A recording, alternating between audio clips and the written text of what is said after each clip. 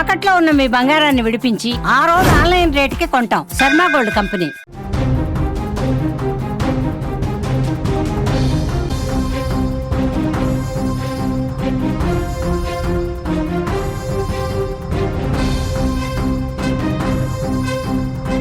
Breaking news చూస్తున్నాం. AP రాజకీయాలు ఆసక్తికరంగా మారుతున్నాయి.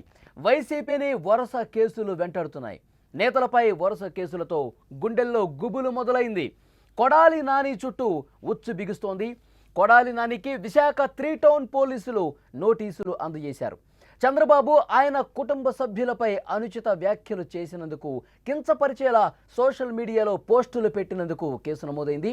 కొడాలికి 41 సిఆర్పిసి కింద నోటీసులు అందజేశారు.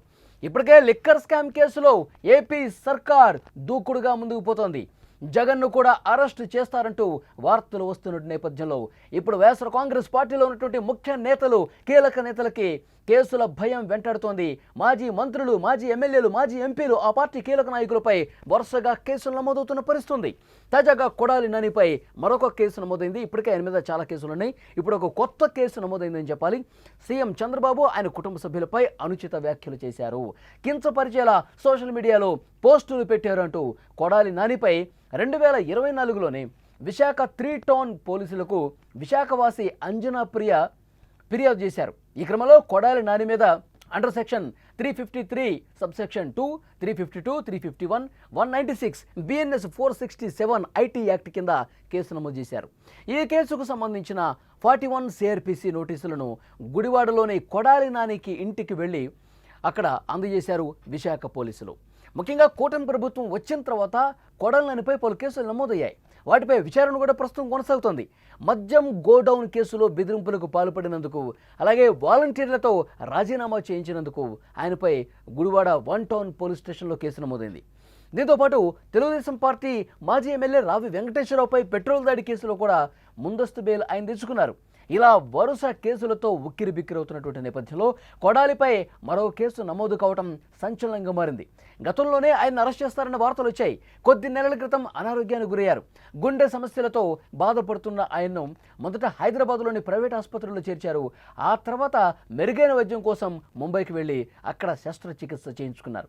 ఆసుపత్రిలో కోలుకున్న తర్వాత ముంబై నుంచి హైదరాబాద్ తిరిగి వచ్చారు. ప్రస్తుతం హైదరాబాద్లోనే ఉంటున్నారు. విశాఖ పోలీసులు ఆయనకు నోటీసులు అందించి విచారణకు పిలవటం ఇప్పుడు చర్చనీయాంశమైంది.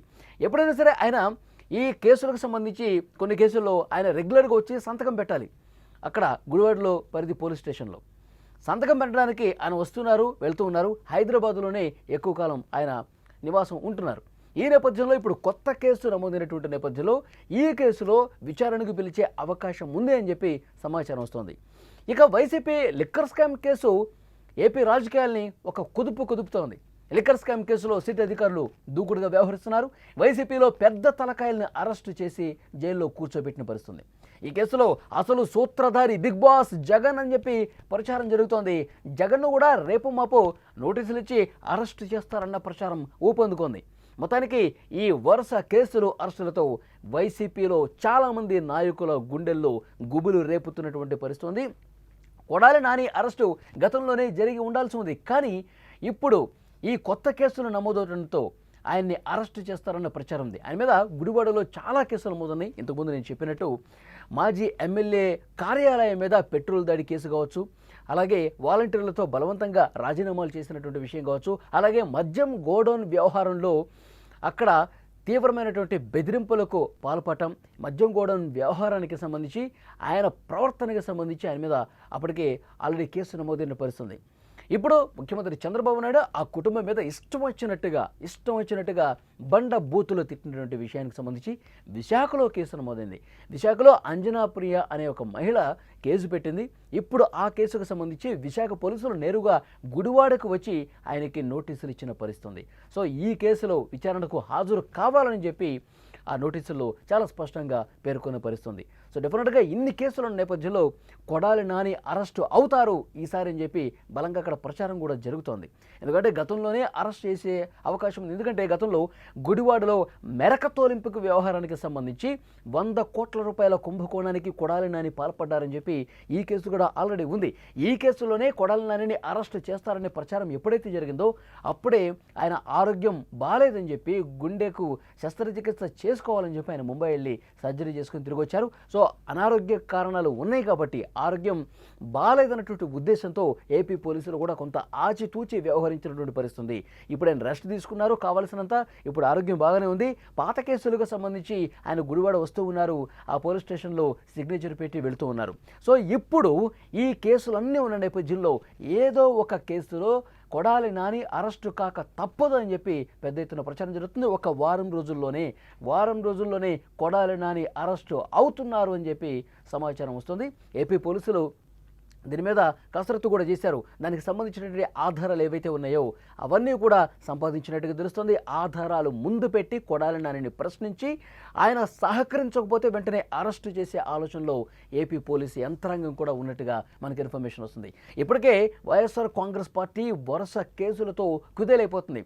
ఇప్పటికే మద్యం కుంభకోణం ఒక కుదుపుతోంది వైఎస్ఆర్ కాంగ్రెస్ పార్టీ. ఎందుకంటే ఆ పార్టీకి సంబంధించిన ఎంపీ మిథున్ రెడ్డి అరెస్ట్ అయ్యారు.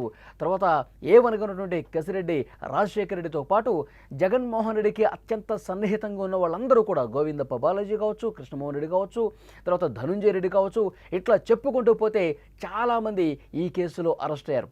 ఇప్పుడు చివరెడ్డి భాస్కర్ రెడ్డి అరెస్ట్ అయ్యాడు. ఆయన ఫ్రెండ్ ఎవరైతే ఉన్నారో వెంకటేష్ నాయుడు, నిన్ననే మనం చూసాం, అతను 2021-22 సమయంలో ఏదైతే మద్యం కుంభకోణానికి సంబంధించి ఆ డిస్టిలరీస్ కంపెనీ నుంచి, సరఫరా కంపెనీ నుంచి ఏవైతే డబ్బు దోచుకున్నారో, కమిషన్ల రూపంలో దోచుకున్నటువంటి డబ్బుని ఆయన ఒక డెన్లో భద్రపరిచి లెక్క పెట్టినటువంటి వీడియో కూడా నిన్ననే బయటకు వచ్చింది. తిరుగులేని ఆధారాలు సంపాదిస్తోంది సిట్. ఈ నేపథ్యంలోనే మరికొన్ని అరెస్టులు కూడా జరుగుతాయని చెప్పి సిగ్నల్స్ పంపిస్తోంది. ఈ నేపథ్యంలో అసలు సూత్రధారి big boss Jaganmohan Reddy arrest కూడా తప్పదు అని చెప్పి ఇప్పటికే కూటమి పార్టీల నాయకులు కూడా మాట్లాడుతున్నారు. సిట్ ఆధారాలు సేకరించింది కాబట్టి దాన్ని బట్టే మేము చెప్తా ఉన్నాం, చట్టం ఎవరిని వదిలిపెట్టదు. తప్పు చేసిన వాళ్ళని, నేరం చేసిన వాళ్ళని చట్టం ముందు అందరూ కూడా శిక్షింపబడతారు అని ఇప్పుడే కూటమి పార్టీ నాయకులు కూడా చెప్తున్నటువంటి పరిస్థితి ఉంది. ఇప్పుడు కొడాలి నానికి సంబంధించి ఒక లేటెస్ట్ ఇన్ఫర్మేషన్, విశాఖలో నమోదైన కేసుకు సంబంధించి నోటీసులు అందజేశారు. రేపు మాపో ఆ కేసులో ఆయన విచారణకు హాజరవుతారు. అరెస్టు కూడా తప్పదని ప్రచారం జరుగుతుంది. సో డెఫినెట్గా నెక్స్ట్ ఏం జరగబోతున్నది చూడాల్సిన అవసరం ఉంది.